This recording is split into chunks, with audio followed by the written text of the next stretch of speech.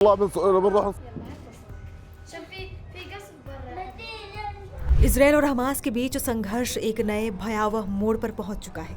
Gaza के आसमान में गूंजती बम धमाकों की आवाजें, टूटे घरों के मलबे में अपनों को तलाशते लोग और खौफ के साए में जीते हजारों परिवार। ये जंग कब थमेगी, इसका कोई जवाब नहीं। लेकिन अब इसराइल ने अपने सैन्य अभियान को और विस्तार देने का ऐलान कर दिया है। प्रधानमंत्री बेंजामिन नेतन्याहू ने नया सुरक्षा गलियारा बनाने की घोषणा की है। अब सवाल ये कि इसका असर गाजा के हालात पर और कितना बड़ा होगा। क्या इस युद्ध का कोई अंत है या फिर मध्य पूर्व एक और लंबे संघर्ष की तरफ बढ़ रहा है? आज हम आपको बताएंगे इसराइल के इस नए सैन्य कदम का क्या मतलब है, कैसे इसका असर पूरे क्षेत्र पर पड़ सकता है और आम लोगों के लिए यह संघर्ष कितना घातक साबित हो सकता है। नेतन्याहू के मुताबिक इसराइल गाजा के दक्षिणी हिस्से में एक नया सुरक्षा गलियारा बना रहा है, जिसे मोरा गलियारा नाम दिया गया है। ये गलियारा रफा और खान यूनिस के बीच होगा और इसका उद्देश्य गाजा के बड़े हिस्से को इजरायली सुरक्षा नियंत्रण में लाना है। इसराइल ने साफ कर दिया है कि यह युद्ध तब तक जारी रहेगा जब तक कि हमास बंधकों को रिहा नहीं करता, हथियार नहीं डालता और गाजा से पूरी तरह बाहर नहीं निकलता।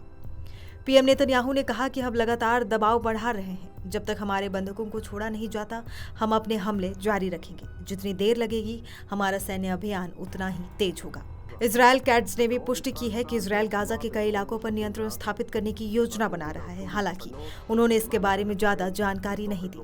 बता दें कि इजरायल ने गाजा के उत्तरी और दक्षिणी हिस्सों में हवाई हमलों की गति तेज कर दी है। रफा में हजारों लोगों को अपने घर छोड़ने पर मजबूर होना पड़ा है।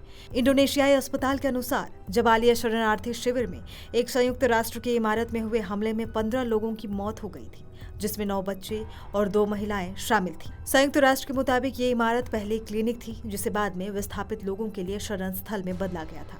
यहाँ करीब 700 लोग रह रहे थे। इजरायली सेना का दावा है कि इस हमले में हमास के कई आतंकियों को निशाना बनाया गया, जो इस इमारत में छिपे हुए थे। बता दें, बंधकों को रिहा करने के लिए हमास ने इजरायल की सभी शर्तों को पूरी तरह से खारिज कर दिया है।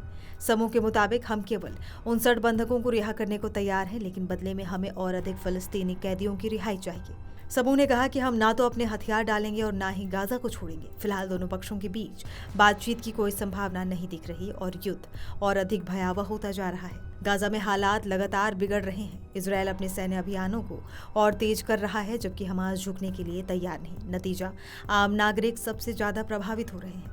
आने वाले दिनों में यह संघर्ष किस दिशा में जाएगा, ये देखना बेहद अहम होगा। फिलहाल इजरायल और हमास के बीच कोई शांति वार्ता नहीं चल रही और ऐसा लगता है कि यह युद्ध जल्दी खत्म होने वाला नहीं।